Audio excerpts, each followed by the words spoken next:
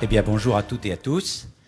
Et nous allons vous parler, Jérôme et moi, dans un duo presque improvisé, de la transformation digitale et du bouleversement des habitudes et des pratiques.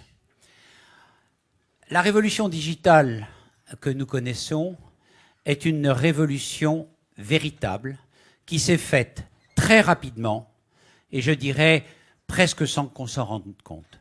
Retournez-vous 10 ans en arrière et voyez les différences.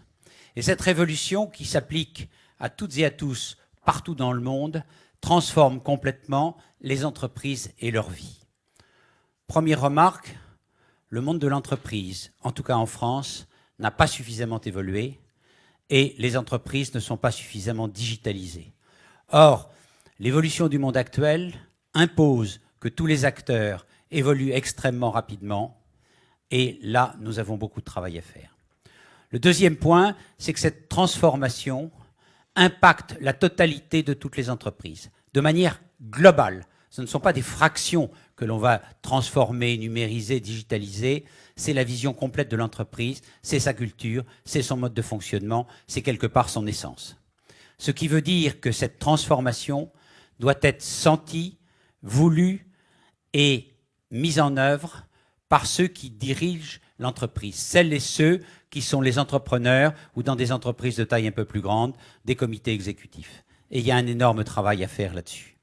Et cette évolution modifie radicalement le mode de fonctionnement des individus qui sont liés à l'entreprise. Pas simplement les salariés, parce que l'évolution même de notre monde actuel amène des partages d'une autre nature, des échanges, des inclusions qui nécessitent de modifier complètement notre point de vue.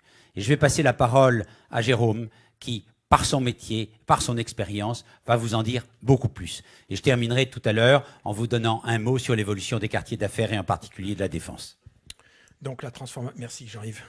Donc la transformation digitale modifie les pratiques et bien sûr les espaces qui enveloppent ces pratiques.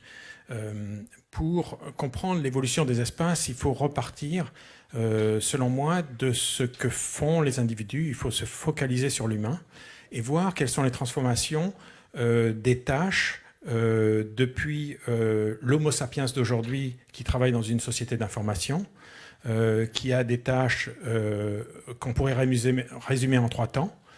Je suis briefé, je transforme l'information suivant une procédure qui m'a été enseignée, je la présente et je la transmets.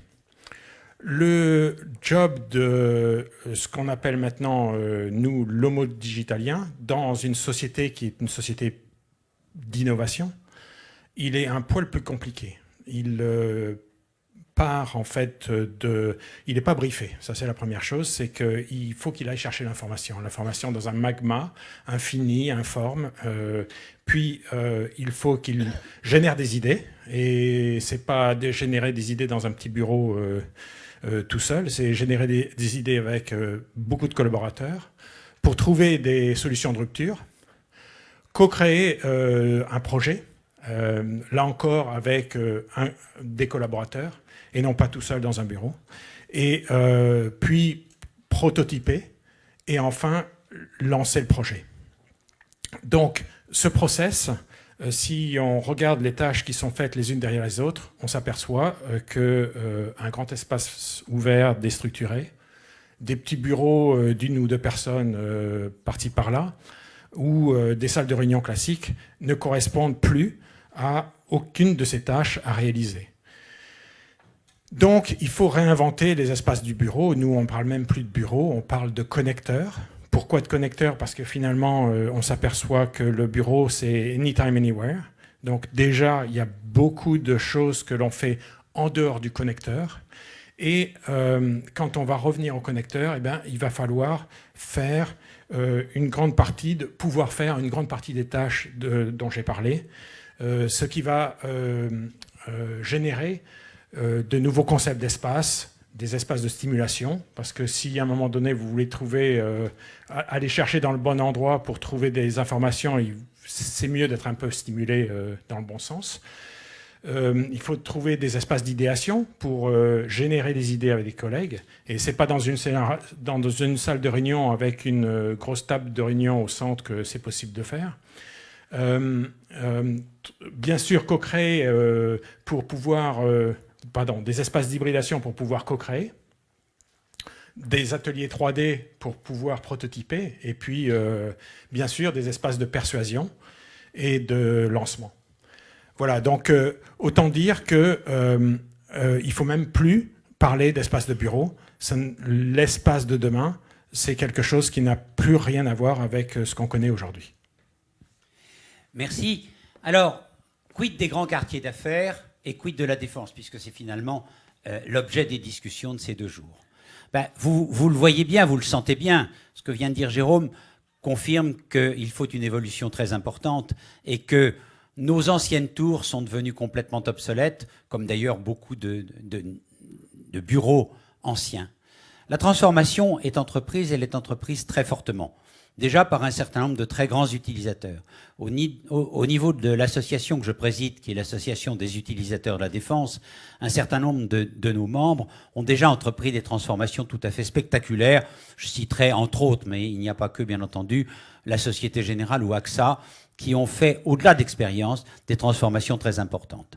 C'est l'émergence de tiers-lieux à l'intérieur même des tours, tiers-lieux qui sont utilisés non seulement de manière naturelle, par des start-up, par des entreprises qui ont besoin d'un passage, par des nomades, mais aussi, et c'est extrêmement intéressant, par des grands groupes qui ont pignon sur rue ou tour sur rue, mais qui ont besoin de nouveaux espaces avec de nouveaux établissements pour justement faire la création, l'idéation dont parlait à l'instant Jérôme.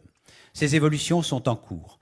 Et il est clair, à partir du moment où quand je dis collaborateurs, je répète, ce ne sont pas simplement les salariés. Ceux qui sont en relation avec les entreprises ont multiplié les temps de travail qui se mêlent à d'autres temps.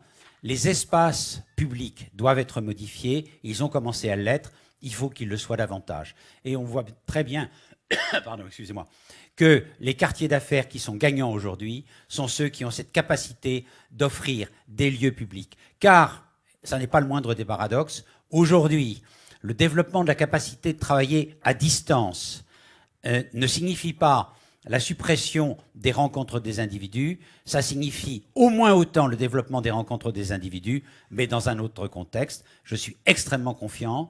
La défense a pris un virage remarquable et il va être un succès absolument fantastique. Merci de votre attention. Merci Jean-Yves.